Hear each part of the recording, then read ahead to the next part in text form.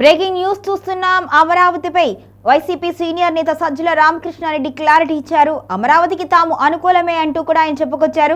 ఇక జగన్ ఎప్పుడూ అమరావతిని వ్యతిరేకించలేదు అంటూ కూడా ఆయన వెల్లడించారు. మొత్తానికైతే పాలనా వికేంద్రీకరణ సమయంలో కూడా అమరావతికి అన్యాయం చేయలేదు అని తాము అనుకోలేదు అంటూ కూడా ఆయన క్లారిటీ ఇచ్చారు. జగన్మోహన్ రెడ్డి ఎప్పుడూ కూడా వ్యతిరేకించలేదు అని స్పష్టం చేశారు సజ్జల. అమరావతిలో నిర్మాణాల పేరుతో దోపిడీ చేస్తున్నారు అని ఆరోపించారు. అమరావతిలో అన్యాయం అవినీతిపై ఎందుకు ప్రశ్నించకూడదు అని ప్రశ్నించారు. ఇక తాడేపల్లిలోని వైసీపీ కార్యాలయంలో ఆయన మీడియాతో మాట్లాడారు. పాలనా వికేంద్రీకరణలో కూడా అమరావతిని వైసీపీ ప్రభుత్వం తక్కువ చేయలేదు అంటూ కూడా చెప్పుకొచ్చారు. వైసీపీ హయాంలో విశాఖపట్నాన్ని మరింత అభివృద్ధి చేస్తాము అని తాము చెప్పాము అంటూ కూడా ఆయన ప్రస్తావించారు. పెద్ద భవనాల పేరుతో ఎందుకు బడ్జెట్ పెంచుతున్నారు అంటూ కూడా ప్రశ్నించారు.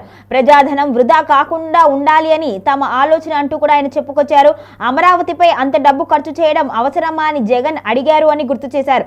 అమరావతిపై జగన్ ప్రశ్నలకు ప్రభుత్వం ఎందుకు సమాధానం చెప్పడం లేదు అంటూ కూడా నిలదీశారు. మొత్తానికైతే అమరావతి పేరుతో జగన్ను దూషిస్తున్నారు అంటూ విమర్శించారు.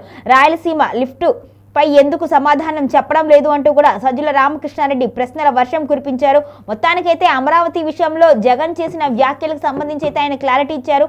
అమరావతిలో ధనాన్ని మీరు పెద్ద పెద్ద భవనాల రూపంలో వృధా చేస్తున్నారు, అభివృద్ధిపై చేయండి అంటూ కూడా వైసీపీ భావిస్తుంది అంటూ ఆయన వెల్లడించారు. పాలనా వికేంద్రీకరణ సమయంలో కూడా మేము అమరావతిని కించపరచలేదు అని చెప్పారు. అదేవిధంగా వైజాగ్ని అభివృద్ధి చేయాలి అనే ఉద్దేశంతోనే వైసీపీ ప్రభుత్వం అప్పట్లో ఆలోచించింది అంటూ కూడా వెల్లడించారు. ప్రస్తుతం ఆయన ఇంకొక విషయాన్ని అయితే క్లారిటీ ఇచ్చారు. ఇక అమరావతిలోనే అంటే రాజధానికి దగ్గరలోనే జగన్ ఇల్లు కట్టుకున్నారు. అదేవిధంగా పార్టీ కార్యాలయం కూడా ఉంది. మరి మిగిలిన వాళ్ళు ఎక్కడున్నారు అంటూ కూడా ఆయన చంద్రబాబును ఉద్దేశించి అయితే ప్రశ్నించారు.